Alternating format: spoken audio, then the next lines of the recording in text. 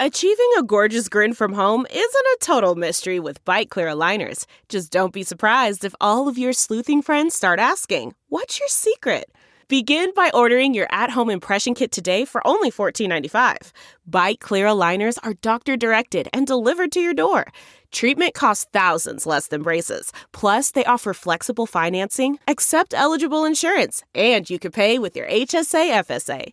Get 80% off your impression kit when you use code WONDERY at Byte.com. That's BYTE.com. Start your confidence journey today with Byte.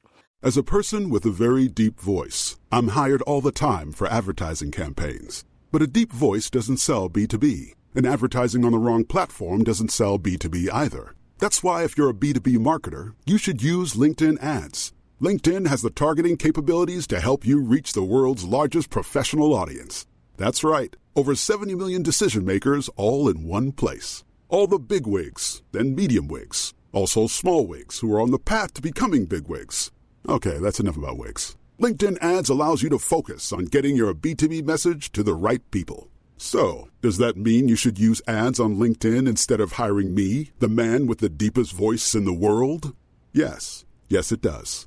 Get started today and see why LinkedIn is the place to be to be. We'll even give you a $100 credit on your next campaign. Go to linkedin.com/results to claim your credit. That's linkedin.com/results. Terms and conditions apply. Acast powers the world's best podcasts. Here's a show that we recommend. What is The Briefing Room? It's a behind-the-scenes look at how the criminal justice system works and the lives of the people within that system. If you love true crime, well, these are the real people who do the job every day of making sure justice is served. Hi, I'm Detective Dave. I'm Detective Dan. Together, we have decades of experience in local law enforcement, a profession that we think is often misunderstood. So we're going to explore how to do it right, and we won't shy away from when it's done wrong. These are stories you'll hear nowhere else. Unique, frank, and unvarnished. From the team that brought you Small Town Dicks, this is The Briefing Room. Episode 1 drops on August 30th. We'll meet you in the briefing room. Acast helps creators launch, grow, and monetize their podcasts everywhere. Acast.com.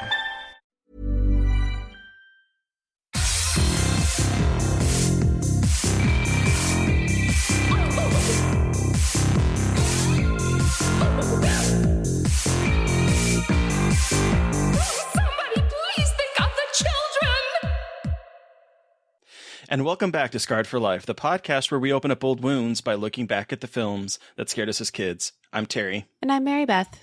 And each episode, our special guest brings with them a movie that traumatized them as a child. This week, our guest is Adrian Torres. He is the editor-in-chief of Boom Howdy, the host of the Horrorversary podcast, and has been dubbed the man no movie can kill. Welcome to the show, Adrian. Thanks for having me. So I got to ask about the name, the man no movie can kill. Where does that... It came from, if I'm remembering correctly, it would be the person that you can find on Twitter as Vice Victus.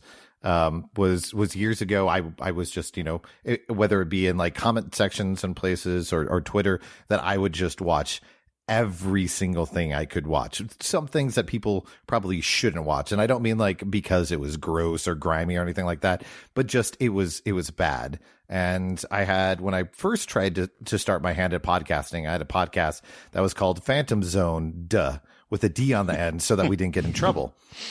And the idea was watching the worst films that were out there. And I'm not talking like a how did this get made type thing, but like the ones that are on IMDb and like 1.3 stars. Like, have you ever heard of Beauty and the Beast, A Latter-day Tale? No. Sure haven't. No. Yeah, that's a Latter-day Saints live action, not fantasy version of Beauty and the Beast. No. How is it? It's exactly what you think. The Beast is just a regular guy who's kind of like a stuffy asshole Wall Street type. And what makes him a beast is that he used to be an alcoholic. Oh, no. And he also has a hot tub that is on the second floor of his house that has like a cedar lattice type doors that close it. Oh. Yeah. Yeah, so those were the type of things that I was watching. So I have to ask, what would you give that movie out of 10? See, what we did is we had basically guilty or not guilty, just like in Superman, and that if you were not guilty, it meant that while you were probably a bad movie, that people could find enjoyment in it in one way or another. And then guilty meant that we were going to send you into the Phantom Zone to basically save humanity from ever having to watch the movie. That film did end up going into the Phantom Zone. Well, it's funny that you say that because I am looking at IMDb right now, and it is currently at a 6 out of 10 on IMDb. God, it's gone up. When we saw it, it was a 3.2. Oh, geez. So people have found this movie, and something about it is resonating at least a little bit more.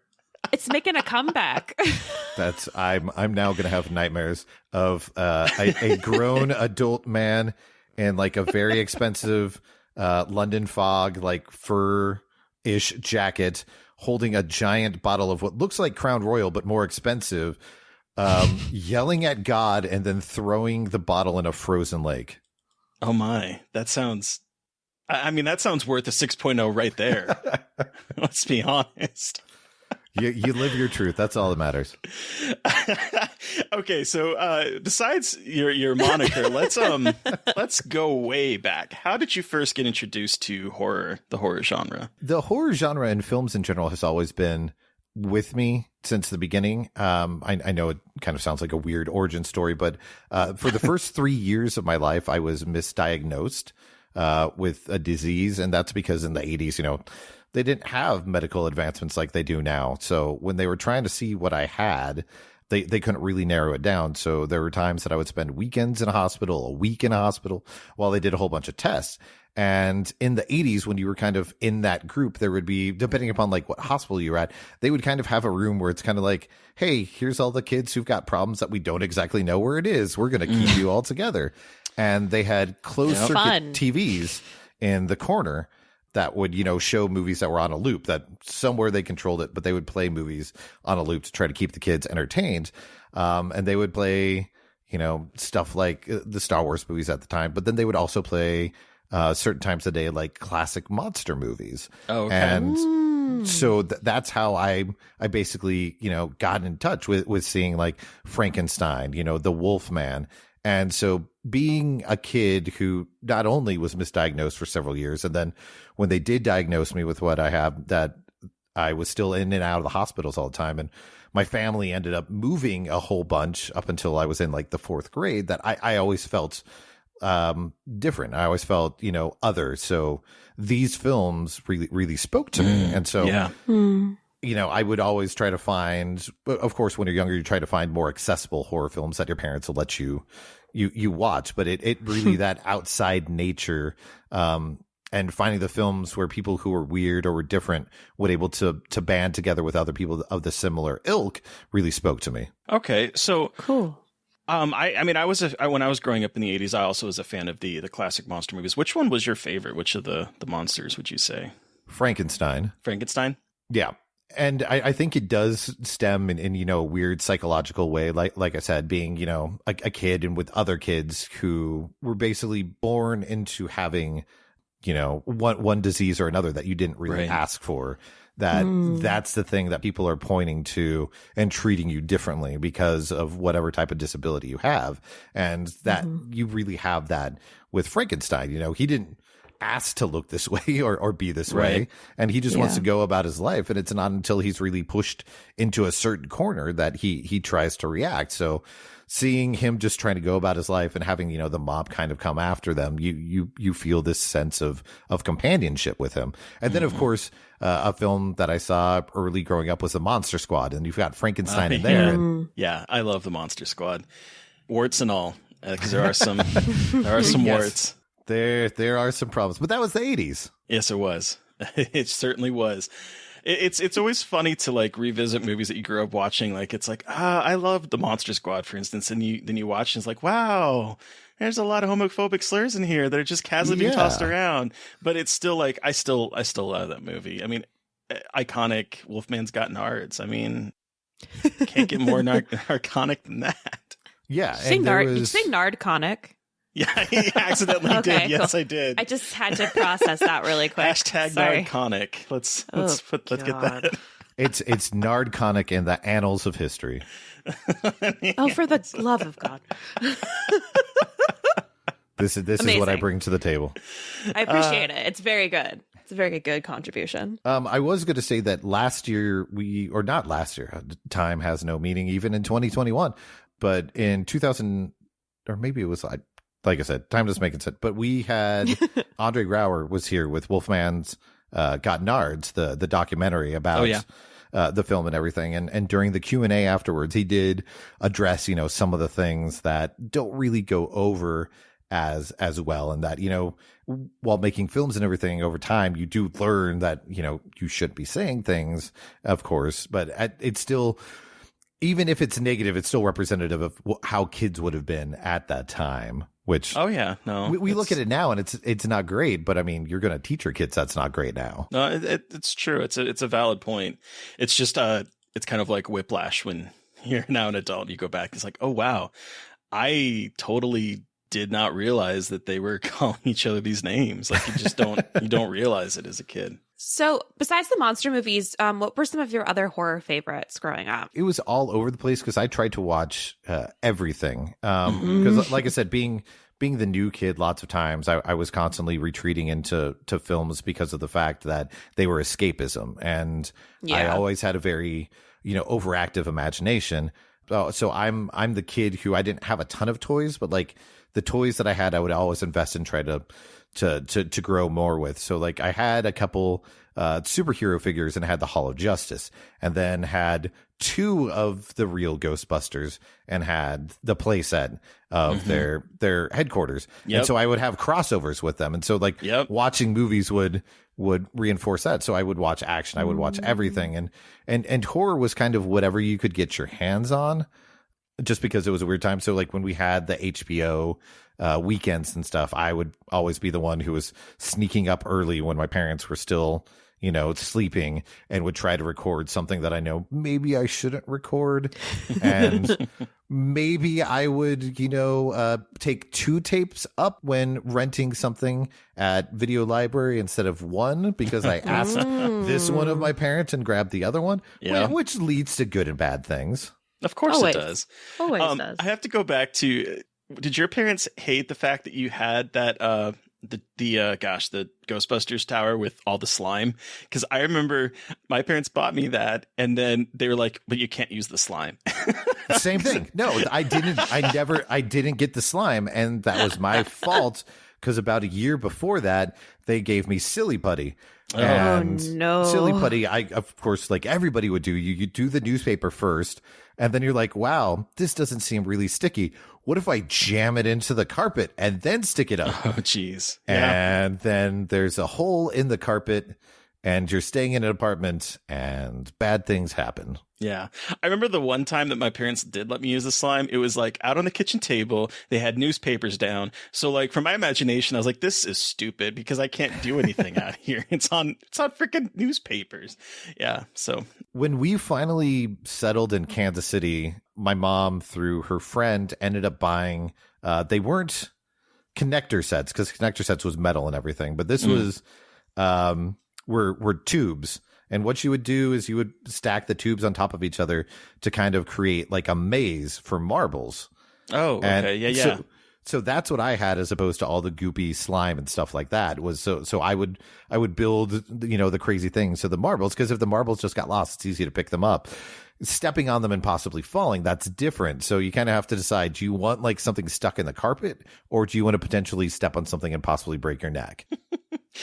Fair point. Mary Beth, what were your like kids' toys growing up? I'm curious because you were in a little bit different era. Yeah. So the one thing that I always wanted but never could get was these. Fuck, what were they? They're like these little dolls that you put on like a stand, and it was almost like it's like a top. You would like pull a string and they would fly in the air. And they were like the coolest things ever, but my mom never let me get one because she knew I would break it. And I never got one except for in a Happy Meal. Like, okay, that so was like, I was going to say, so you never had the pain of accidentally whacking yourself in the face with one of those? I did not. I did not get that, unfortunately.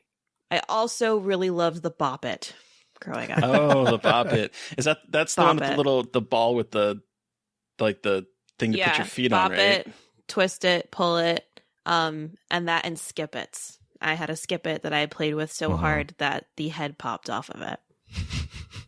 I always remember wanting and then getting and being really disappointed in the moon shoes.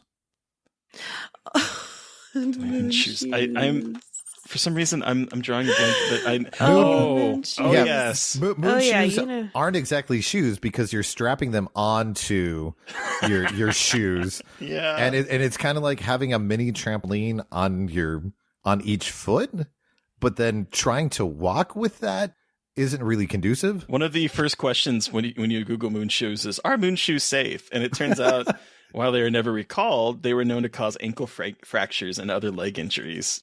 Yeah, That's because amazing. you're trying to compensate for the steps that you're making, because they wanted it to make it, I guess, to feel like you were Like walking. you're walking on the moon. Yeah, with the gravity. And so if you're compensating as a child, trying to figure out how do I do each step, no, that's not going to end well. That's amazing. That is amazing. So, I mean, that was a tangent, but that was a fun toy tangent. So let's go ahead to being adult. What would you say draws you to horror now? I mean, that's the weird thing about horror is learning from a young age is how it can speak to so many different groups of people. Mm-hmm. And I think what I love about horror and what you realize as an adult when you dive into it, and what I think lots of people who aren't fully into horror don't know until they start to steep into it, is how expansive it is. And that horror is everything. It's why it's one of my two favorite genres, that and sci-fi. Because when you look at them from the outside and you tell somebody, oh, I like horror, I like sci-fi, their mind goes only, to the most minute and smallest idea of what it could possibly be. And there's so much to it, because you can add anything to horror. You can add anything to sci-fi. Yeah. And you can't do that with every other, genre that exists out there. And so while, there's plenty of other genres that might feel like they're exclusive, horror can be inclusive, because you can have it be about anything and you can have it be for anyone. And the ability to, have any type of allegory or metaphor or larger social issue that you have tied into it makes it special and unique in that way. Yeah. Yeah. I completely agree. I love horror movies. Just like hearing answers like that always just reminds me how much I love horror movies and how cool they are. And like I said at the beginning, with it speaking to me as a kid for feeling other and an outsider, once you get older and there's so many different people in life who have that feeling, and I think that's what draws people to horror. And I think that's why when you look at lots of in a social media age, when you have lots of communities that are popping up online and stuff, the one that does have infighting, but then also because there's so many of them, but then it's also really can be well grouped together, is something like horror, because you have these people who are finding a genre and are loving the genre for the same way, and they want to share it with other people. And when you find other people who like that same thing that you like, you feel a little bit less alone and more okay in the world. I couldn't say it better myself. Seriously. So, okay, and watching horror now as an adult, do you still feel scared by horror? We talk to a lot of people who are kind of a little jaded to it, but do you still ever get kind of scared when watching a horror film? I like to try to scare myself. I like to find something that I think will scare me. For the most part, the things that have scared me over the years and have scarred me for life. He said it. He said the name of the show, guys. Yeah. Do I win anything? 17 minutes in, we're done. But no, it's those are the ones that bother me. And I will get, slightly squeamish, but I don't really get scared. I think there's very few movies that I've recently seen that have scared me. I think I'm trying to remember the name of it, but the documentary about sleep paralysis. Oh, Nightmare? Oh, Is that Nightmare? Yeah. That's the one that got me. And like that was the closest thing to being scared, because it's something that you can't fully explain, and it's something you don't have control over. So like that idea getting stuck in my head. And then the only other thing recently that scared me is a movie that's not recent at all, is Needful Things. Oh. And That's come up quite a few times recently, weirdly enough. well, it's, as I mentioned earlier, you know, that I spent years in the hospital being misdiagnosed, and that's because I have juvenile rheumatoid arthritis that's in my whole body. Oh. And normally it's like based in certain areas. Like they normally have 3 different types, or when I was growing up, there are 3 different types. And the problem they were having is I had it outside what those zones would normally be, because I had it in my entire body. So when I saw Needful Things for the first time last year, and it got to the scene where Bonnie Bedelia has a necklace taken off of her and her hands wither up with the arthritis. Oh, yeah. I'm like, I saw it and I'm like, no, fuck you, movie. Fuck you. It's not the kid threatening to kill himself that with the gun that bothers me. No, it's her hands withering up, because that's something I'm worried about is going to happen when I get older. Oh my God. Wow, that's existential right there. Jeez. I haven't seen Needful Things in forever. Does it still hold up, would you say? It fits into that pantheon of films that it's fun, and when it's working, it works really well. There's plenty of goofy aspects and some overacting and some goofy aspects in the novel. Yeah, and that comes through in the film, but it's I never think it's to the detriment of it, and I think it's out of the Stephen King adaptations, I think it's one that gets slept on a lot, because it doesn't have anything that really punches through. Like it's really fun, and you enjoy it when you're watching it. It's got lots of great actors, but there's nothing to have it stand out in the way like a Misery will stand out, you know, right. Where, you know, Shawshank Redemption or any of those films from that same time period that people normally go to, is because it's not as big as those movies. That's fair. I really want them to do like a limited series adaptation of it now on like HBO or something like they did with The Outsider, because I really, it's one of my favorite of Stephen King's books, and I'd like to see it come back. Well, I mean, it's Stephen King. Every single year, he's getting 1 to 2 things, you know, optioned up for, you know, a new movie or TV show. So it's overdue. One more question before we move into the creative stuff. What would you say is your favorite horror movie as an adult? Oh God, see, that's difficult, because I bounce around with a whole bunch of things. I don't know if there's one that I normally like fully hang on to, because I know there's plenty that'll stick in my mind that I'm like, oh, I love The Blob, I'm gonna watch it like every year, but then you feel kind of burnt out and you take like a moment off. I know somewhere Megan Navarro wants to stab me in the back for saying that. The Blob is perfect. I love The Blob that movie. But I mean, there's plenty of movies that I bounce around with. I mean, for years was absolutely obsessed with Cemetery Man. Oh, okay. I have not seen that one. It's I still enjoy Cemetery Man. I haven't watched it in I think like maybe 2-3 years, just That's kind Rupert of Everett, distance right? in. Yes. Yeah. Almost every single version of it that's existed, I have had at one time or another. I had a VHS. I had I think it was a Laserdisc. I know I definitely had the VCD, which is wow. Yeah, and I still have the DVD of it. Haven't been able to get one of the foreign Blu-rays yet. It doesn't seem like it's really available, readily available in the United States. I was looking at Amazon once. It's a weird-ass movie. Yeah, that's what I've heard. I've always wanted to see it, but like I look at Amazon and they're like, DVD is $163. Jesus. No, thank you. That's why I hold on to DVDs. Like for a long period of time, that's why I held on to my Anchor Bay Blu-ray of Dawn of the Dead. Oh yeah, because until like the 4K that came out, which of course is sold out most places now. Like, do you have that one? That's what I want. I'll just mutter over here. I did buy that one. Okay, so how did you get he just left the podcast. Yeah, he just left. It's over. We're done. I'm muting myself for the remainder. So you're a writer now. How did you get into writing about horror, and then eventually how did you start Boom Howdy? Or did you start Boom Howdy or? No. I mean, Okay. I'll try to make this as short as possible. Because it's been something that's been in and out of my life for forever. When everyone was being asked when they were younger what they wanted to be when they grew up, and people were like an astronaut, a firefighter, I always got the weird looks because I said newspaper film critic. Oh, Not joking about that. And it's because of the love that I had of films and everything. I would, buy the Roger Ebert books, every year. Oh, yeah. When we got set in Kansas City in the mid 90s, I always would read the newspaper for the Kansas City Star and would read their main film critic, who, weirdly enough, because the way life works, ended up becoming a family friend and kind of became a mentor. Oh, wow. To me. In high school, they didn't have really anything that was film, so I got into theater and then was told, by somebody, hey, you should join the newspaper.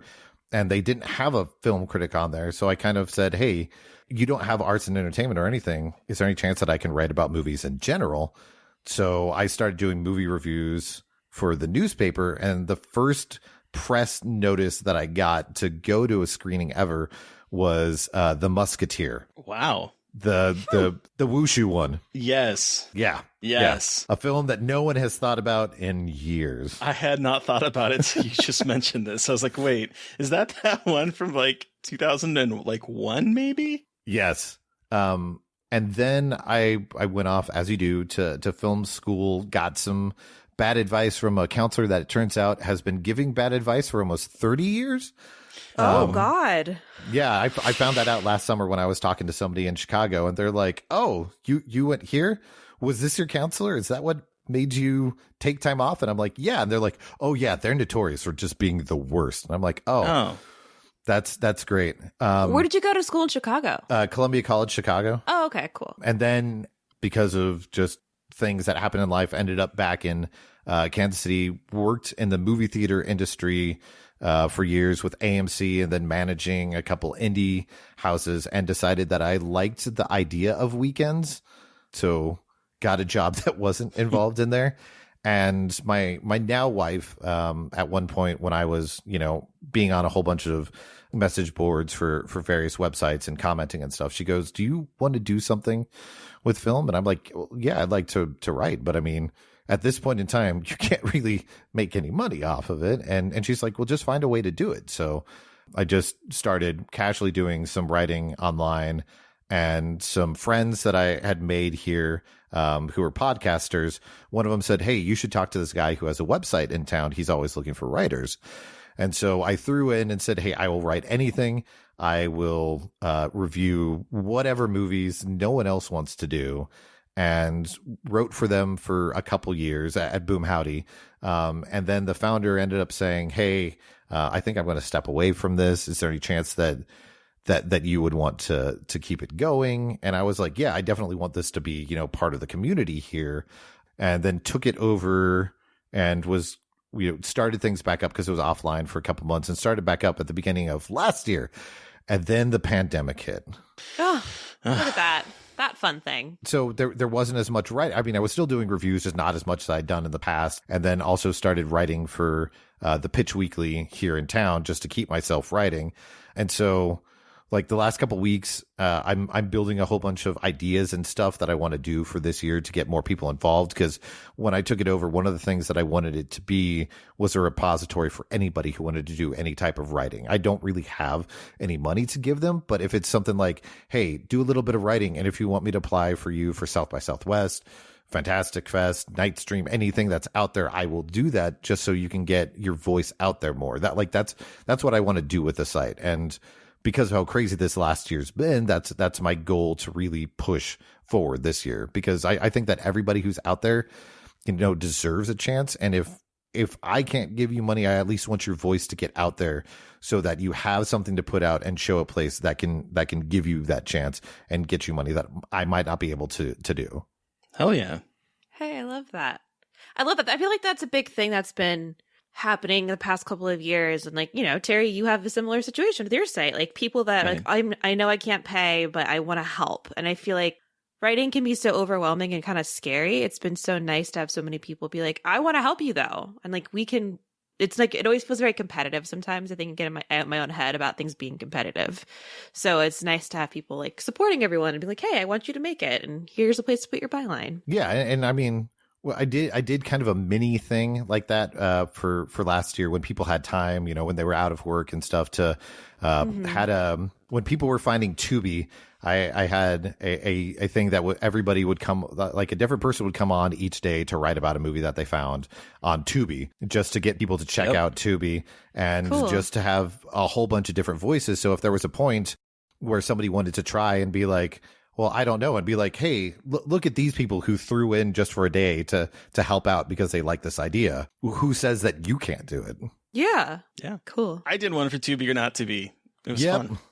And then everyone but went back to work and didn't have time. So we need to finish that because it was supposed to be 30 people over 30 days, and we got to 17. And then people were like, "Hey, man, I've got too much going on." I'm like, "Why? I just want one nice thing." Finally, you also do the Horrorversary podcast. Can you tell our listeners a little bit about that podcast? Yeah, I mean, I'm really excited because I'm getting people together. So within the next 2-3 weeks, we're gonna record a whole bunch more episodes. The byline that I tell everybody, it's a podcast celebrating horror movies, celebrating anniversaries. And we don't go for any of the piddly 15, 27, 42 years. We stay hard and fast with just the 10, 20, 30, 40 and 50-year anniversary. And that's because, as I say in every episode, if you look back at any year in history, there is a horror film that's needs to be rediscovered and that somebody's going to champion. So it's less about me and it's more basically a gush session for the person who comes on to talk about the movie, their love, and just about what makes the movie great. Awesome. Sweet. Yeah. It's a lot of fun. What's one of your favorite episodes that you've recorded that people should check out? And not Terry's episode, so you don't feel frustrated. Damn it! That's the moment where I'm supposed to lead in and give Terry the great moment, and then you just went and ruined it. I had to. I was like, we can't pick Terry. He's not allowed. Terry did have a fantastic episode, though. We talked about Insidious. He did. I love that movie. A phenomenal film. If I had to choose a couple, because there's several that within this last year, I normally try to do chunks of 12 or 24 just so I don't kill myself. And then the type of people that I want to have on, I know I kind of have to work around their schedule. But I feel really lucky for the people that I've got to have on. But last year, I did an episode on Book of Shadows, Blair Witch 2, with the director Patty Murphy, and just the fact that he wanted to do that, I'm like, yes, absolutely. I'm not going to say no to that because I want to be able to have something like that. I want to have a film that you don't think people are going to want to talk about and get to have that conversation. I also I have to call out this episode just because anytime this person is pressured about doing an episode of their own podcast, they actually mention being on mine. So I get a couple people to listen to this episode. But 2 years ago now, Trace Thurman was on talking about Sorority Row. Oh, yeah. He loves that movie. Who's Trace? Who's that guy, Trace? Who the hell is that guy? He loves that movie. He does. So there's plenty of times on Twitter that people are like, hey, when are you guys going to do an episode on this? And he's like, oh, actually, I was on this one talking about it. And but the one that I was really excited to get to do was an episode on ginger snaps with Meredith Borders. Oh, yeah. Ooh, yeah. That's awesome. So that was it was kind of a shorter episode, but at the same time, it was talking ginger snaps and talking with Meredith Borders. I how can I not be excited about that? I mean, true on two accounts. Very Although I have true. to admit, I've never seen ginger snaps. Well, What? you're I know. wrong. For the number of times that I have not seen something, Terry, come on now. I was like, really? You're the one that's going to call me out, Mary Beth? I am. I will take I'll this. carry you. I'll call you out. I will take this very rare opportunity to call you out. I don't get it very often, so I'm taking it. No, it's it's not that I don't want to. It just hasn't come up. I need to watch it. Wait, I'm sorry. It hasn't come up. So It hasn't come what up movie? last year. Okay, last year at one point it was on four different It was. streaming sites. It was the 20th anniversary of the movie, and you didn't take a chance. Listen, I have so many movies I gotta watch. It's like I forget. Adrian. I'm sorry. It's okay. I forgive you. No, Shame. I do need to watch that one. I know I do. I know I will love it when I watch it. Shame. Hey, listeners out there, if anybody for whatever reason happened to be scarred for life by ginger snaps, please tell Terry. Please do. And oh my God, please come on the show because I don't talk about ginger snaps. Thanks for pugging for us, Adrian. I really appreciate it. Thank you for doing the crowd work, the audience work for me. Love it. Anyway, Adrian, what movie are we talking about today? Speaking of ginger snaps. What? I don't know. I brought Society. Oh, Society. Beverly Hills is known as a society of wealth and privilege, but Billy Whitney doesn't seem to be getting his share. He thinks everyone is out to get him, even his friends. You never were one of us. He thinks that he doesn't belong. Hell, they don't even look like me.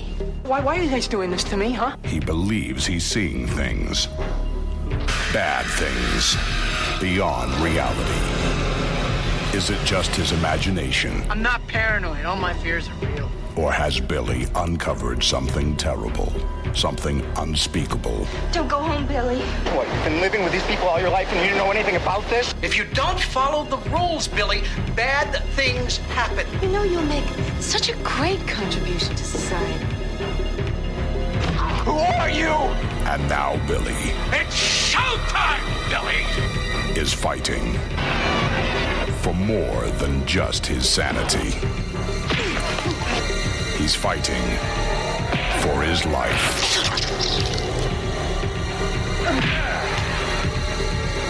The time is coming for Billy to take his place.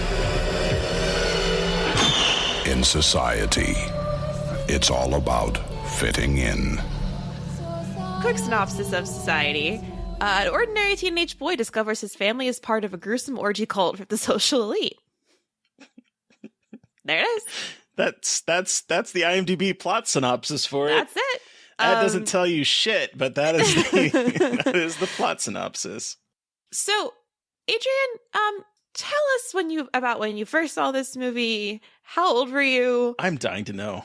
I need to know so bad everything there is to know about your experience with this movie.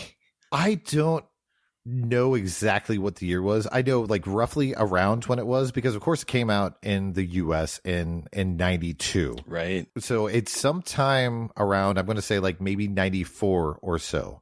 All I know is that the people who were watching it on a tape. They had recorded it from somewhere. So I don't know where they had recorded it from. The two films that scarred me growing up were both not because of me trying to watch the movie. It's because of a family resort out in the middle of nowhere in Minnesota that my family used to go to, where the parents would always, do golfing or speedboating and stuff. And for the younger kids, they had counselors who would put together activities. Well, when everyone was eating dinner, the counselors would get together and would often watch movies in like the lower part of the main lodge house. But they would do so right next to where the game room was, where like the billiard tables were, where an Altered Beast cabinet was, where Golden Tea was. And two different occasions, I was going to the game room and they had the door open. So, of course, as a curious kid and hearing that they're watching a movie, you want to peek your head in. The first time I did so was Puppet Master, when Pinhead is raising up out of a coffin and there is a person who gets their throat slit in an elevator. Mm. That's all I knew about the movie. The second time was a couple years later when I come down the stairs, I hear some weird sounds and I look in and there's the fucking shunting. The shunting. Thank you, Society, for teaching us the word shunting, by the way. There's the fucking shunting, everybody. Yeah, so that's what I saw. You just like stared it right in the face. Like you just turned the corner and it was there, just watching you. Seeing it. And there's the old tube television that's on like a rollaway cart type thing that all these teenagers are gathered around, and I'm in the darkness in the corner just watching this. Like, what is happening? I kind of think that's the way to watch this movie, right? Like in the dark corner, it's just sort of like almost illicit, because the things that happen in this movie are ridiculous. Yeah. So I saw that and then ran out, tripped, falling up the stairs. Oh. So one of the counselors came out and saw me and was like, "Don't tell anybody what you saw." And that makes it even creepier. You're like, what the fuck? Like, what did I see? Is that real? This was on day 3 of a week at this place. Oh, so Jesus. No. For the rest of the time that I was there, I had nightmares, not directly about the movie, but about this room and about the shunting happening in that room. Oh, no. So I couldn't go and play the games that I wanted to when I had the time and chance. Because all you could think about was shunting. Oh, no. That is some horrific David Lynch shit right there. All I can think of is little Adrian going, "But I want to play Altered Beast." I did. God damn it. Rise from your grave. That's when the shunting started. Sorry. No, that's okay, because the thing is that society has taken on a life for me. Because like for lots of the people that I know you guys have on, it's like that's the incident. They saw it, they had the issue, and then they move on and they go on with their life, and maybe they'll see it later as an adult and they're like, "Oh no, things are great. I understand. I was silly then." Not for me. It's something that's plagued my mind. About, I think, 10, 15 years ago, I sat down and was like, I'm going to try to watch the movie. And again, couldn't do that scene. I could get through everything else, but I was having problems, and then it just plagued my mind. And then over the years on Twitter, because of the people that I follow and am friends with, there is probably at least once a month to once every 2 months, Society or the shunting ends up on my timeline. So it's constantly there. It's constantly just clawing at my brain. And then 2 years ago at Dismember the Alamo, of course, when theaters were open, you could go to stuff like that, right, where they show you 3 to 4 movies. You have no idea what it's going to be. Made it to the first 2 movies. The second movie was a 35 millimeter showing of Life Force. So I was just giddy and great. I walk outside, to talk to people about everything that they're seeing, having a good time. I come inside, and my friends who host a local podcast here, I'll give them a little shout out, the Nightmare Junkhead podcast. Yeah, they were hosting it, and they both knew about my issue. I come walking into the doors into the theater just as they're saying, and the third film is Society. And I made the most cartoon pivot on my heel and start to walk out. And Greg goes, "Oh no, Adrian. And had to come get me, because I'm like, no. I'm in the second row, which is my favorite row, because you can see everything great. And now this is going to be in front of my face. Right up close. We get to the shunting, and I'm staring at my shoes, covering my ears, just in like the worst pain in the world. And it gets done, and Greg comes over and he goes, I'm sorry, and asks my wife, "So how'd he do?" And she goes, "He didn't watch a fucking thing." And then this is where I have to ask Terry if he was here for the final live moment terror of my life, because I know that Terry was at Panic Fest in town last year. I was. Did you go to the Shockwaves recording? I did not. I really wanted to go to the Shockwaves recording, but there was something else, because I was doing it to review, and there was a movie that was playing, and I don't remember what movie it was now that I think about it, but there was a movie that was playing that I was like, I really want to go see Shockwaves, but I have to go see this movie because I feel like I need to write about it. Terry and I think Terry and I may have met like 15 times without realizing Quite possibly. it, without actually stopping and getting to talk to each other. Because there was one point, I think, towards the end of the weekend, since I had to go back to work, that I saw him tweet something and like DM'd him and like, "Wait, are you here?" Yeah. But the Shockwaves podcast they were doing on body horror. Oh. And the very first thing that happens is Elric Kane comes out wearing a Society shirt. I bowed my head for a second, and Greg was sitting with me, and he just put his hand on my shoulder and shook his head. Elric gets to the number one body horror film that he wants to talk about, and then there's the fucking shunting, and they have the image on the giant movie screen right there. I have my head in my hands. I'm just shaking and very uncomfortable, and Greg is just laughing and having a ball next to me, knowing what I'm going through. The worst part of this is when the podcast was done, I had to go up, talk to the two hosts, and stare the man wearing the shirt in the face because I was doing an interview with them for the Pitch Weekly for part of this big article that I did. And I'm like, oh, this is wonderful. Wow. Wow, the shunting really has wormed its way into your brain, huh? Just You sure? No, no. I think I killed him. It's like Judge Carter just like is reaching up through you. Just warming. So you guys want to talk about the movie, Adrian. right? Yes. Yes. Okay. Long story short, there was another film that we were going to do that gave me a panic attack, but I technically have never seen that movie, so this is the better option. And I'm really happy that you did. Very glad that you chose this one. Because Mary Beth, I know, had never seen it before. I had never seen it before. Tell me everything. Well, okay, so we're just going to be real, and hopefully, apologies to anyone who I'm listening, who's my family. I don't do drugs. Made the worst decision. I smoked a bowl last night and was like, this is the good movie to watch while stoned. Oh, no. It wasn't. No.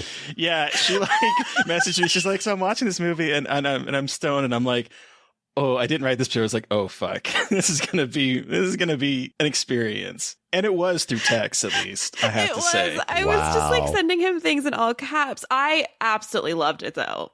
I adored it, which is really weird to say about a movie like this, but it is so bizarre. My favorite character is, what is her name? Is it Mrs. Carlyn? Mrs. Carlyn. Mrs. Carlyn. Mrs. Carlyn. I was like, we have to talk about Mrs. Carlyn. Mrs. Carlyn. Okay. So this movie, I was like, okay, so let me just give you my whole background with Society. I knew nothing about it. For some reason, didn't know anything about this movie. I didn't know what it was about. All I knew was that there was a guy who was a butthole. Literally all I knew about this movie. And so I can't lie. It's what it was. And so I just, for some reason, never thought about it and never had any interest in seeing it. And I started watching it. I was like, oh, yep.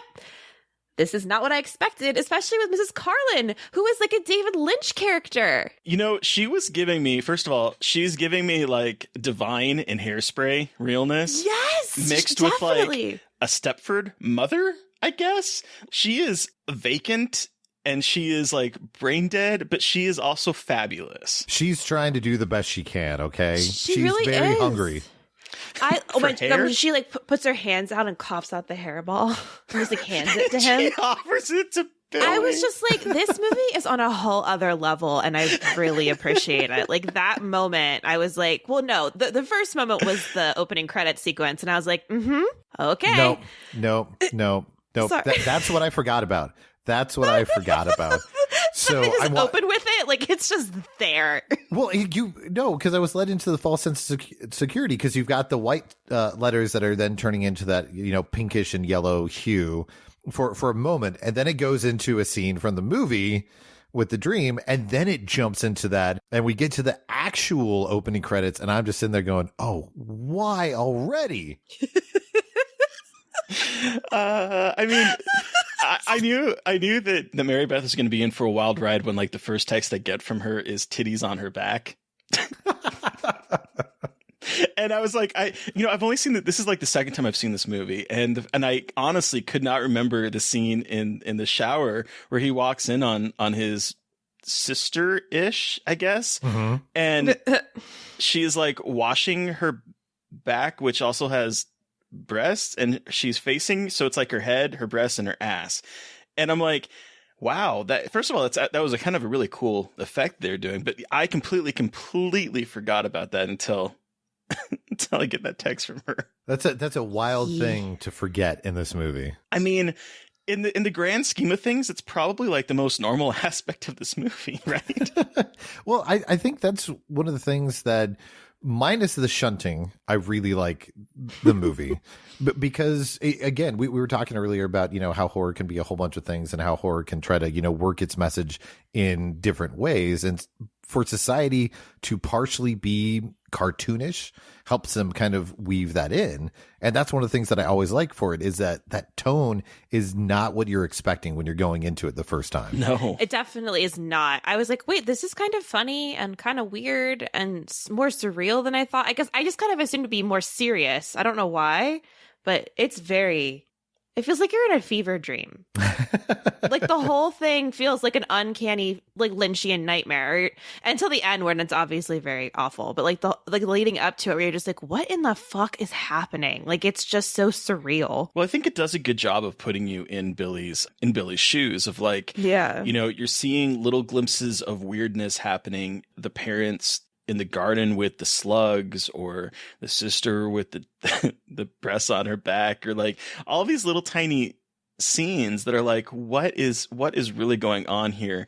And he's being told by his psychiatrist, the person you're supposed to trust, that, this is all normal. And what I loved is his line about, well, you're not too paranoid. You just have the right amount of paranoia. Like, he's just like, he's cool. Just like trying to calm him, keep him under control. So it kind of takes on almost, in some ways, a weird inversion of the kind of drama / comedy of the like the teen high school comedy, where you have like him on the debate team going against the nerd. But like, if this was like an 80s comedy, he would be like the outsider, but he's also like the hottest guy in school. And he looks like he is cool, but he's also being treated like he's not cool. And the nerd is the guy that's cool. Like, so there's like these weird little inversions that are happening in here that I'm like, what is really going on in this movie? Well, I think of course, once you find out what's going on towards the end, and when it comes to Billy's actual lineage, it kind of works in. And that's one of the things that's always stuck with me in the film, I guess, for how it connects to me on like an actual real life level, and dealing with, the society and stuff like that. And the way it is that I, on my side of the family, have always been the black sheep. And on my like aunt's family side, they very much were in this area part of the high society, like literally they were. And so like the coming out party that they're mentioning here, my cousin was somebody, who was chosen to be part of the debutante ball here. And then jokingly a couple of years later, when my grandma mentioned me, they were like, no, he's going to bring a Paul in the family and he would embarrass us at which I'm glad that I would have, I was viewed as an embarrassment, so I didn't go to that. But like the way little pockets and people and groups are viewed in here, like with the fact that, what's his name? Petrie, if he's coming from a certain family, that has high standing and stuff, that the fact that he's, trying to go for this position on the debate team and then trying to be the president, he's being groomed for that. He doesn't, even though he's, he looks like the nerd and everything, if he's from the right family background, that's how he's getting to be part of the group. Yeah, I mean, that makes perfect sense. It's just it's weird, and like when you consider this as like the kind of 80s, because even though it was released in the 90s here in the United States, it was an 80s movie, but you think about like the way the nerd was presented in the 80s, it's sort of like this, in a way, this movie feels like the antithesis to that. Which I think it's like head to toe they go for that, with the tone of the comedy, with the way certain people are interacting, with the way Bill is interacting with basically everybody that he comes into contact, even with people. Like, I think the most normal interaction he has is with Milo. So I had a clarifying question because I was a little bit confused at the end. Which is relating to what we're talking about. So Bill is not their son, obviously. He's adopted, right? Adopted. So just for my own brain, they adopt these kids to eat them? I think it seems like that. That's as simple as it is, they adopt poor kids to eat them.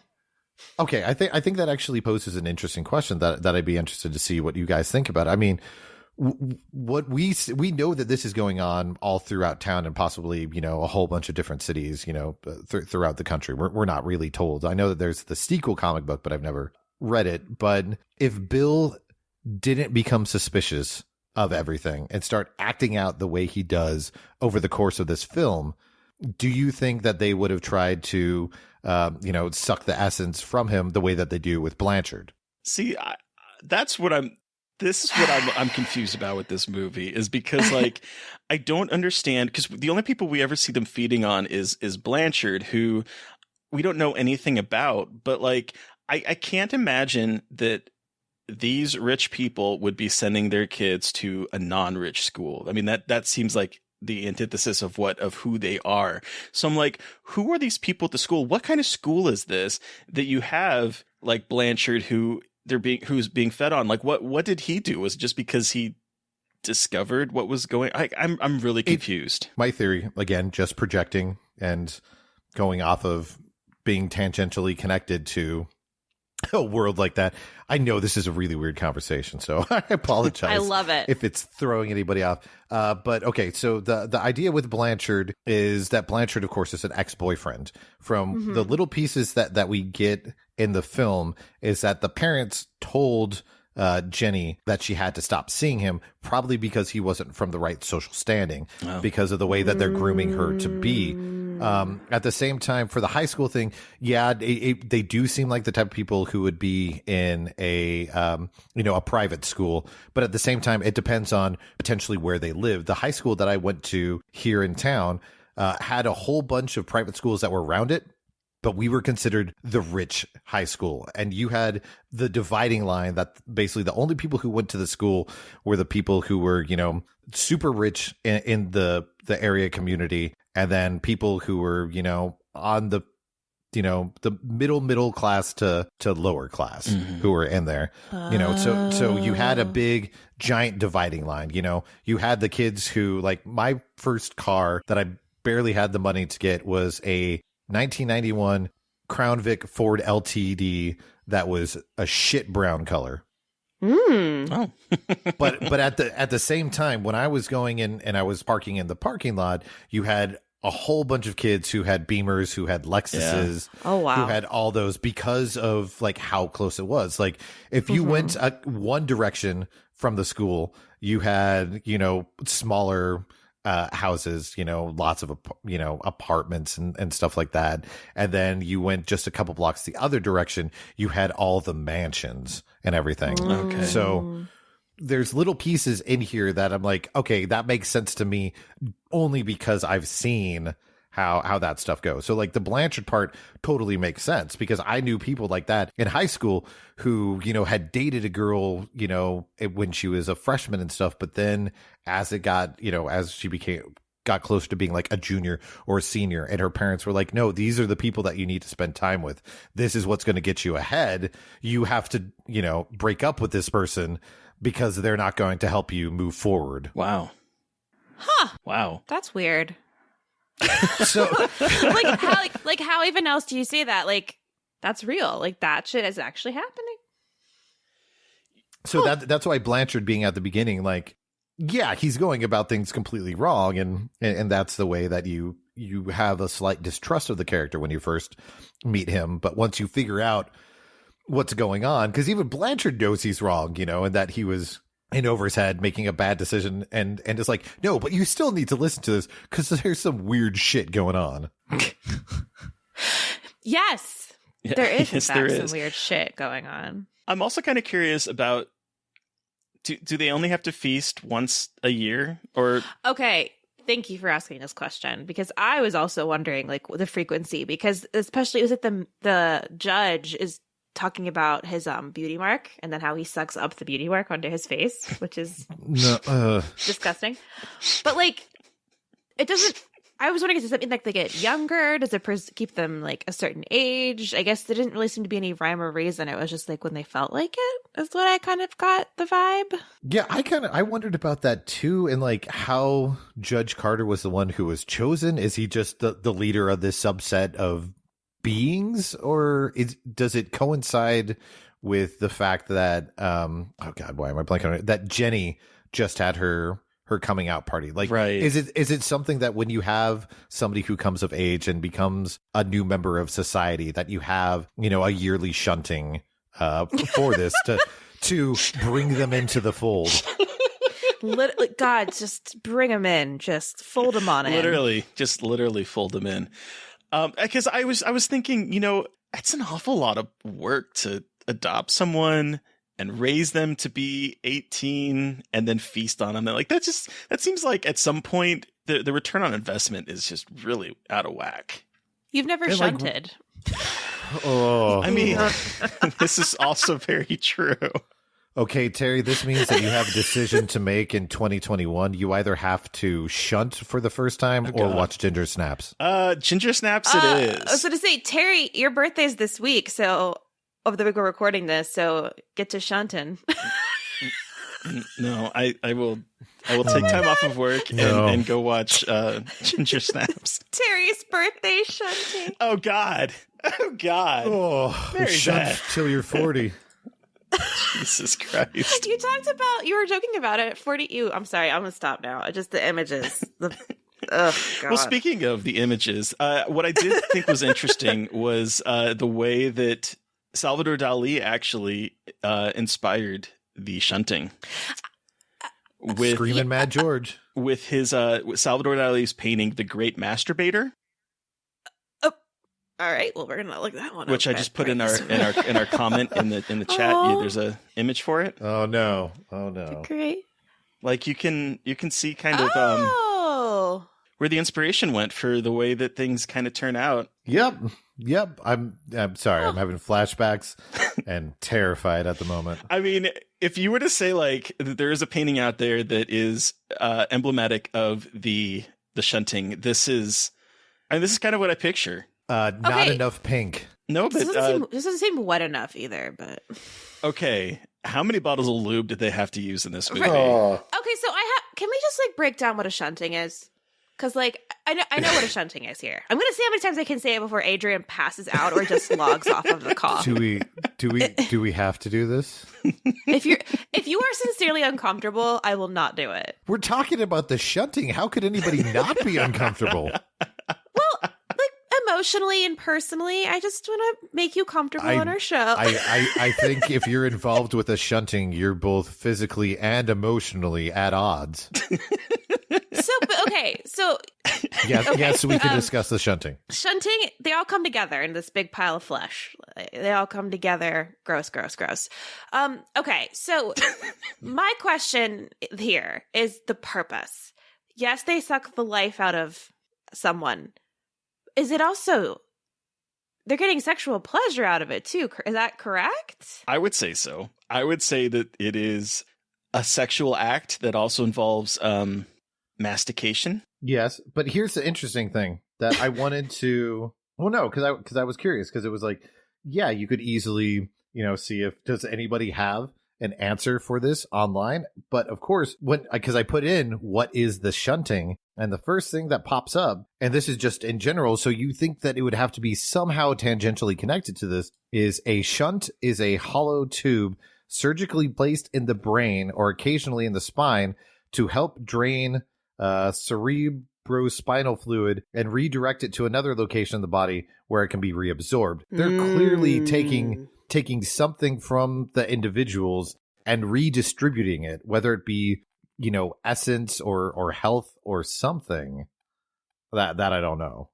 Yeah. It's also a push or pull, a train or part of a train from the main line to a siding or from one track to another, which doesn't mean anything with this movie, but that is also a definition of it.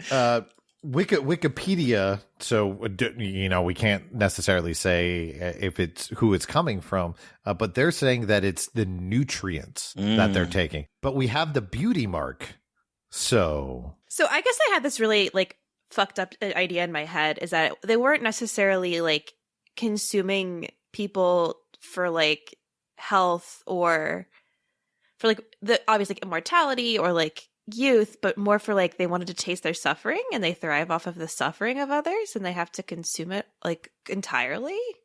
So they're like Cenobites? Yeah.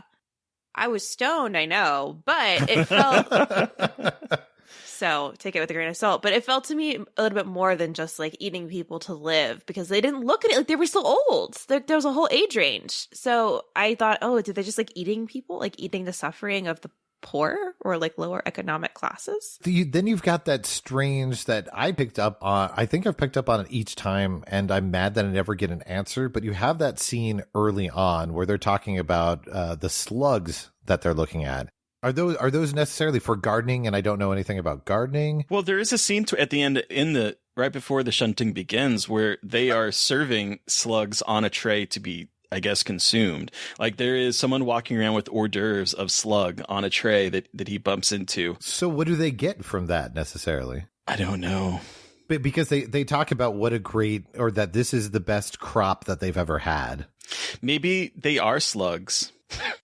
Is this so really they're cannibals? A war of slugs versus worms? Because like the imagery of worms shows up an awful lot in this. And even like when he flips him inside out? Okay, which was an awesome moment, by the way. I screamed. Sorry, I'm getting ahead of myself.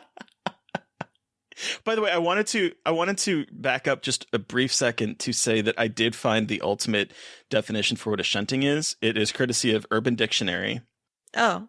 And it is a term people that play Pokemon Go use for when they go shiny hunting, usually late at night where they won't be judged for being absolute virgins. So that's Urban Dictionary for you.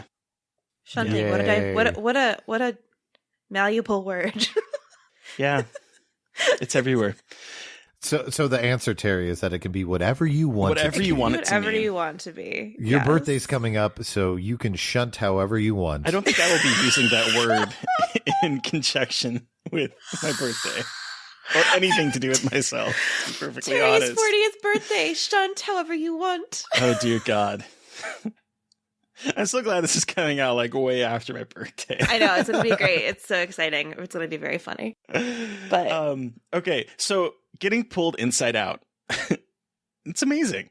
I love that moment. I was absolutely obsessed with the effects in this movie. Like, yes. Screaming Mad George. I mean, as Mad much George, yeah. as it pains me to physically see it on screen. Screaming Mad George, I think, is one of my favorite effects artists of all time, just because of the lengths that he goes to make something that is going to make you feel uncomfortable or that you've never seen before. Yeah. Because while I can't do this scene, I have no problem with Slither. And I think that's because Slither is CGI at the finale of the film. But here, because it's practical and you can feel the goopiness and you see the man's face sticking out of the butt and you see the faces contorting and just how everything's happening, that it's hard to get out of your mind and process because you see it happening and you know that there's no wires that's right there, that you know that there's no CGI overlay to it, and that is happening, that even if it's prosthetics that are on people's faces, like when they're licking each other and licking the face and everything's going on with Blanchard, that actor had to go through that. Yeah. So wait, how do you feel about The Thing? I love The Thing. Okay. The best part of that dismember that I mentioned earlier was that directly after the shunting, when Greg came over and asked how I was doing, he said, "Don't worry, everything's going to get better." And that's because the last film they showed was a 35 millimeter print of The Thing, and The Thing is one of my favorite. I don't necessarily say it's like the number one, but I would definitely say that The Thing is in like my top 5 all time horror films. Did you see it at the Music Box in Chicago? No. This was in Kansas City at the Kansas City. Draft Sorry. House. Yeah. Sorry, I saw that in Chicago, and I just made me think of it. At the Music Box, that would have been amazing. Yeah. So okay, so you have a very interesting relationship with body horror. Fascinating. I think it's like in The Thing, how it contorts itself in times. it's still not keeping human characteristics. Okay. I think, if that makes sense. Okay. No, that does make sense. Like they still resemble humans even when they're doing the stuff. When when things are changing, it's enough that it's changing into, you know, close to whatever it actually is. It's moving away from the human characteristics. Okay. Well, that makes sense. Kind of going back to the Screaming Mad George connection. I mean, I think his work is so effective because I think you mentioned, Adrian, that he shows things that you've not seen before, but he does it in such a way that it feels real. I'm thinking about in particular, because he did, Mary Beth, the cockroach scene in Nightmare on Elm Street 4. Like, he did that effect. Oh, okay. With like her arms falling off and all that kind of, like, that is the most horrific moment of that movie. That and I think it's fucking awful. I think it's one of the best effects in that whole series, honestly. It's because it's so, I agree. Again, along with what he does here in Society, it's so goopy and feels so grounded and real, even though it is the most surreal moment that happens in the Nightmare on Elm Street film. The one that comes to my mind, I believe it's Screaming Mad George, so I don't want to get this wrong, but Silent Night, Deadly Night 4. Yeah, someone told me on Twitter that if I liked his work in here, that I should watch that movie. I've not seen it. Yeah, because it's got a couple scenes that definitely have body horror. Like, it's a weird section where the movie just kind of goes off the rails, and you're like, oh yeah, you've got the director of Society, and you've got Screaming Mad George. Some really weird stuff is happening here. But I mean, I didn't have an issue with that when I watched that for the first time in December. But I think it might be part of the goop and how many people are involved, and seeing it as a small child, and you can't really explain what it is. There's no way you can explain what this is, especially to a young kid. I mean, I cannot imagine my introduction to this movie is walking down and seeing this, what is happening. Like, I honestly think that would have broken my brain as a kid. Well, maybe that explains why I still love horror in the weird way and the weird stuff that I watch now. The part that like gets me now as an adult too is kind of related to the shunting, and also I want listeners to tell us how many times we say shunting in this episode. Yeah, please. Get on that, JD.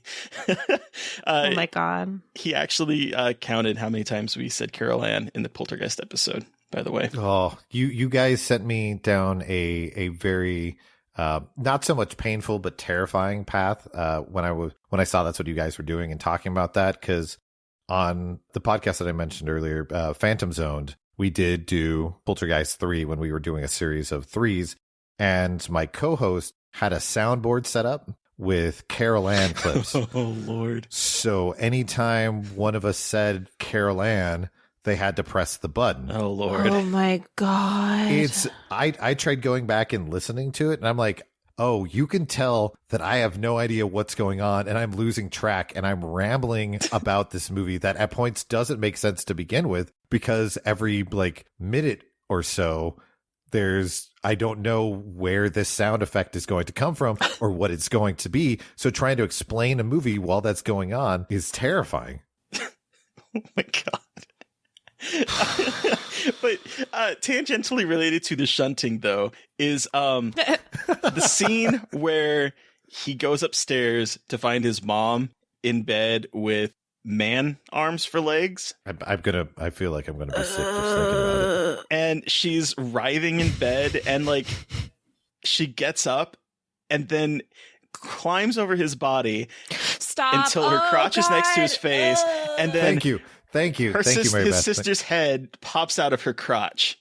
Oh. I'm like, this is almost worse than the entire shunting sequence. The amount of psychosexual and like incestual stuff that is going on at this point. That I think is something that that was so uncomfortable in this movie, because there's a lot of incest in this movie. There's like so a lot much of incest in this movie, and one was not expecting it, and two, it's like it's such a so obviously incest is a very big taboo, and when incest is in movies like this, it's usually like, oh god, ew, gross, like People Under the Stairs or Wrong Turn or something like that. Like incest is always so gross, but in this one it's sexy, and I think that's really uncomfortable.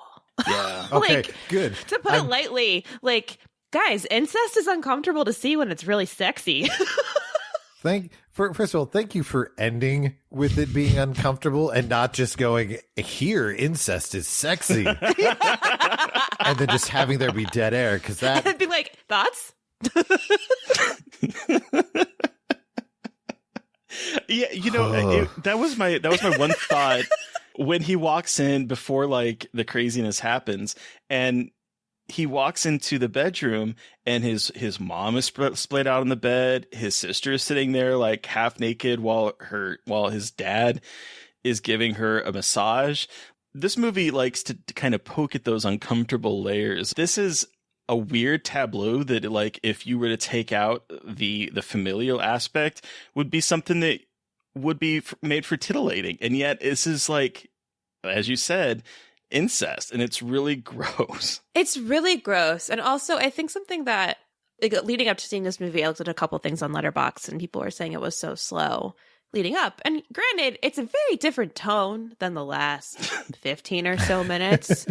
But I think it's really even creepier because, like, I think you said this earlier, Terry, we get really into Bill's head, but also, like, there's some really insidious things being dropped the entire time about, like, what is going on here, and it is just so creepy. And then just having it culminate in this gross skin orgy just feels worth it. Again, weird to say, but it's like, okay, yeah, this was worth like all of the weird kind of bizarre uncanny build up to this just absolute like shit show. The first 2/3 is almost the Body Snatchers, right? It's almost like things are happening. People aren't exactly who they say they are. Like it takes on that sort of like paranoid thriller of the kind of 70s that was popularized at that time, the late 60s and early 70s. But then it just takes it a step further, or 20 steps further, maybe. I think it jumps into another dimension. It just like goes whoop. Well, I think that poses an interesting question that I didn't give a lot of thought of till watching it again for this time, which this is only the third time I've seen the movie complete start to finish. But how do you guys feel about the budding relationship with Clarissa? Ooh, good question. Clarissa, yeah. I'm confused. I'm confused about. I don't know. Like at some points, she is presented as like the temptress, where she's like seducing him at the debate team by doing a Basic Instinct, Sharon Sarandon like moment of uncrossing her legs, and then you meet her mother that is completely empty inside and has a hair obsession, and then by the end of it she's trying to save him. So I'm but she also seems sort of like not part of the society, while at the same time part of the society, because like she has the black hair, whereas like most of the people in the film are like blondes or brunettes. It almost seems like the film is trying to single her out, but at the same time she is in the tent with Ted Ferguson, who is like the kind of gets pulled inside out by the end of the movie. I'm really kind of confused about how she fits into the whole story, to be perfectly honest. It's the same with Milo too. Yeah. It feels like they wanted to have these, like, to me, okay, there's two things. One, I felt like, okay, like she's like a weird, Clarissa's like this weird outlier who like stands for the outliers in society who want to help the other ones come in. And then no, I think they just wanted to write a love interest or some kind of like cool, like dramatic person who is one of the bad people but doesn't want to be bad, and they just lost the thread. Like it feels like they were trying to jam too many characters, I think, into the film, and like kind of lost all of their narrative threads at one point, and we're like, they'll just appear. I don't know. That's how it felt to me. Do you think it lessens things at all, or does it not bother you in the long run? I don't think it bothers me because it feels silly, and this whole movie has that like dark and silly like kind of vibe to it. It's like Milo randomly appearing and all of a sudden with like Mrs.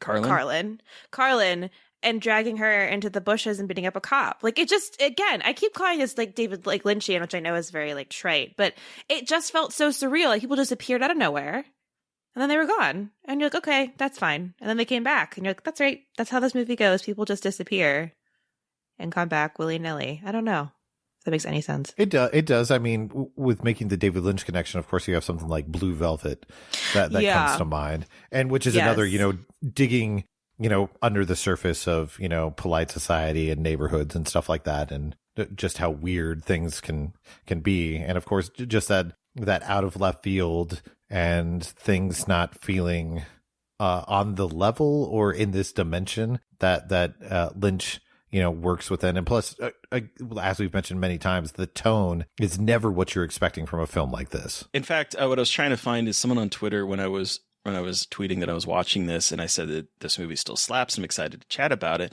They responded, "It slaps so hard that I'm always totally willing to forgive the bizarre knots it twists itself into to get to that big finale." And I think that that's a valid comment about the way the movie tries to lead us to what I think Yuzna really wanted to do was film that finale. And so I feel that there might be some moments in that first 2/3 that might not completely make sense, but it was like a plotting way to get to what he really wanted us to see, which is the great masturbator come to life. And honestly, it's worth it. So many of us, it scared the shit out of you, Adrian. You can't even watch it anymore. Or you could never watch it in the first place, really. We still are talking about it. I posted about it too. Everyone was like, "Oh my God, I can't believe you're watching it." I'm like, well, how bad could it be? It didn't stop. It just went on for so long. The shunting. The most frightening image for me, though, was the image of Judge Carter with the cigar in his mouth, the full-on image of him walking towards the camera. And it's like he's so sweaty and so gross and so covered in lube that it is that moment. When I was watching this last night, I was like, oh, this is more upsetting to me than anything else. Just the leering look on his face as he is covered in slick. What did that room smell like, you think?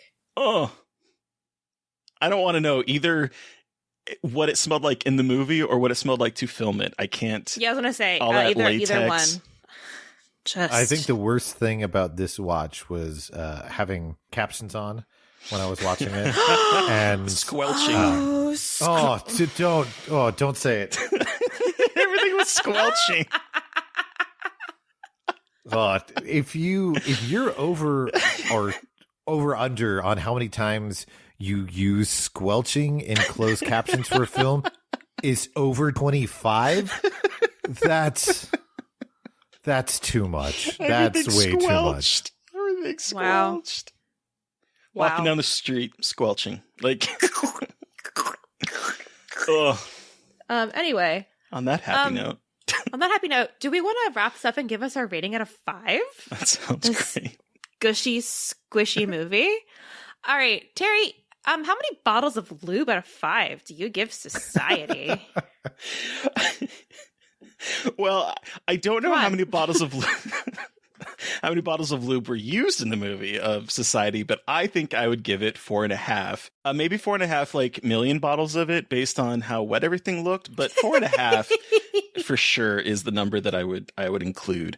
I think this movie, the first 2/3 might drag a little bit in some spots, and everything might not add up in the end. And obviously it left us with a bunch of questions, but the power of this final 30 minutes and the what the fuckery it brings to mind, it's one of those things where I meant to bring this up earlier. I never saw this as a kid, but what I do remember is seeing the box in the VHS store, and it's kind of a dumb looking box. It's just a woman that's she's stretching something and it looks like her face and a man is standing behind her. So it's not a very evocative cover compared to the covers that Arrow would put out later on. That it's absolutely fantastic.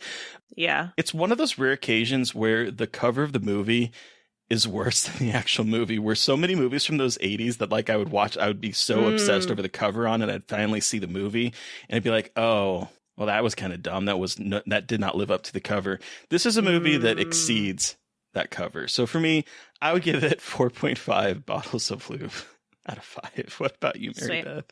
I would also give it 4.5 bottles of lube out of 5. Really glad I knew nothing about this. All I knew was the butthole, and I'm glad that's all I knew. This was amazing to watch for the first time. It's just worth every minute. I also think the slower parts leading up to it are really fascinating and like are a very weird, uncanny, like detective-esque story. Like you said, like a paranoid thriller that I really loved.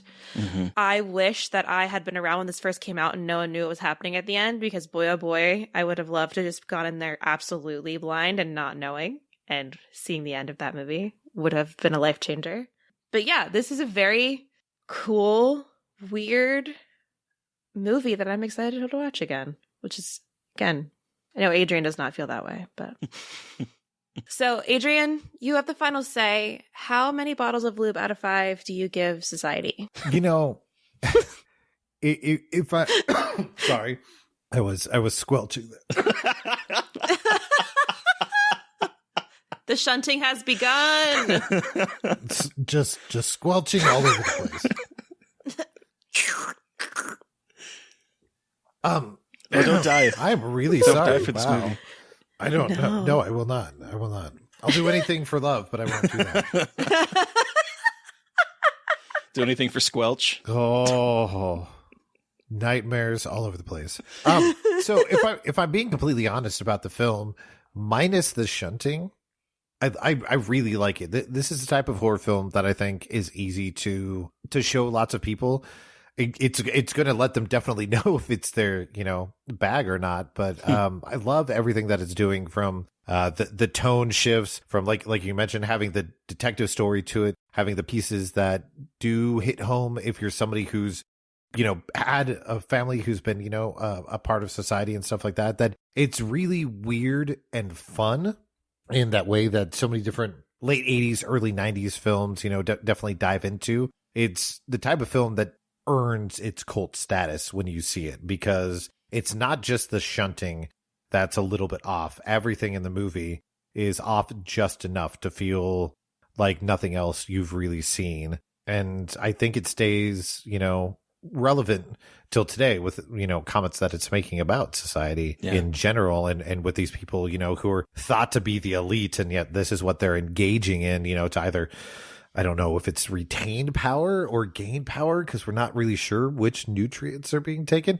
But it's a really successful film, and I enjoy it, minus the part that I can't watch.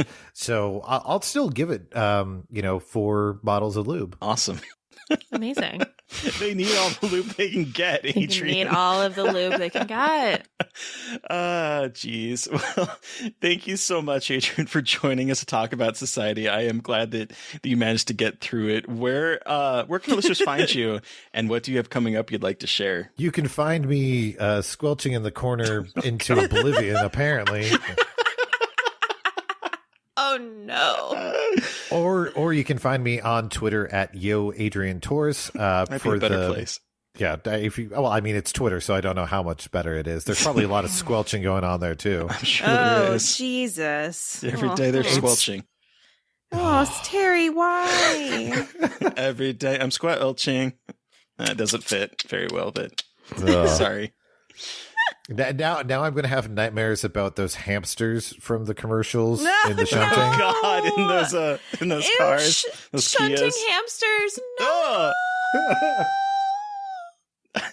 I'm sorry, Adrian. So you're at Guys, Yo I'm Adrian. sorry. I think this is the grossest episode we've ever done. I think it might be the grossest one. Quite possibly. But yes, Yo Adrian Torres on Twitter for the podcast. It's at Horrorversary. For the website, at Boom Howdy. There's going to be plenty of exciting things coming in the next couple months on both sides. And hopefully you guys will be able to be involved with some of the fun stuff too. We would love to. I would love to. Just me, not Terry. Just me. Anyway, listeners, you've heard from us, but we want to hear from you. What was your experience with Society? And I know a lot of you have feelings about it, so please let us know.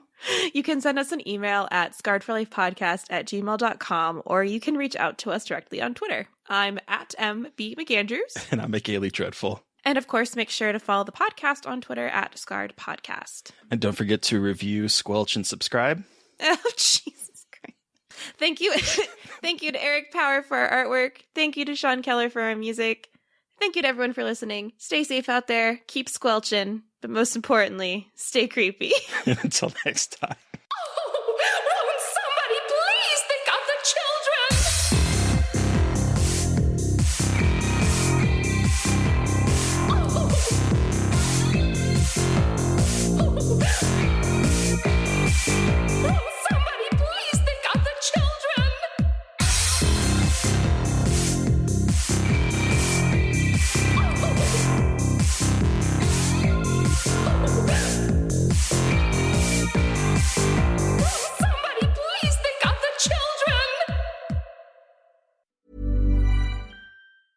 As a person with a very deep voice, I'm hired all the time for advertising campaigns. But a deep voice doesn't sell B2B, and advertising on the wrong platform doesn't sell B2B either. That's why if you're a B2B marketer, you should use LinkedIn ads. LinkedIn has the targeting capabilities to help you reach the world's largest professional audience. That's right, over 70 million decision makers all in one place. All the big wigs, then medium wigs, also small wigs who are on the path to becoming big wigs. Okay, that's enough about wigs. LinkedIn ads allows you to focus on getting your B2B message to the right people. So, does that mean you should use ads on LinkedIn instead of hiring me, the man with the deepest voice in the world? Yes. Yes, it does. Get started today and see why LinkedIn is the place to be to be. We'll even give you a $100 credit on your next campaign. Go to linkedin.com/results to claim your credit. That's linkedin.com/results. Terms and conditions apply.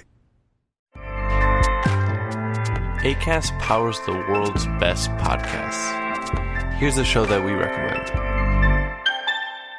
What is the briefing room? It's a behind-the-scenes look at how the criminal justice system works and the lives of the people within that system. If you love true crime, well, these are the real people who do the job every day of making sure justice is served. Hi, I'm Detective Dave. I'm Detective Dan. Together, we have decades of experience in local law enforcement, a profession that we think is often misunderstood. So we're going to explore how to do it right, and we won't shy away from when it's done wrong. These are stories you'll hear nowhere else. Unique, frank, and unvarnished. From the team that brought you Small Town Dicks, this is The Briefing Room. Episode 1 drops on August 30th. We'll meet you in the briefing room.